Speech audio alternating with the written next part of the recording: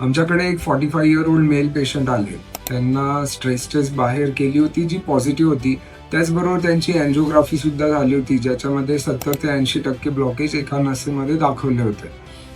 So त्यामुळे त्यांना अँजिओप्लास्टीचे suggestion दिले गेले होते. पण पेशंटला काही त्रास नसल्याने ते सेकंड ओपिनियन म्हणून आमच्याकडे आले. अँजिओग्राफीची CD पाहिल्यावर आम्ही त्यांना FFR नावाची तपासणी सजेस्ट केली. FFR म्हणजे फ्रॅक्शनल फ्लो रिझर्व.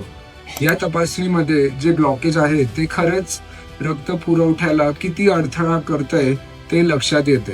सो ही तपासणी केल्यावर आम्हाला लक्षात आलं की ती टेस्ट निगेटिव्ह होती.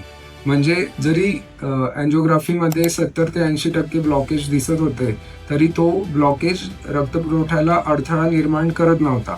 सो या पद्धतीने आम्ही त्यांची अँजिओप्लास्टी कॅन्सल केली आणि त्या पेशंटला फक्त गोळ्या आणि औषधांच्या मार्फत ट्रीटमेंट कंटिन्यू ठेवली.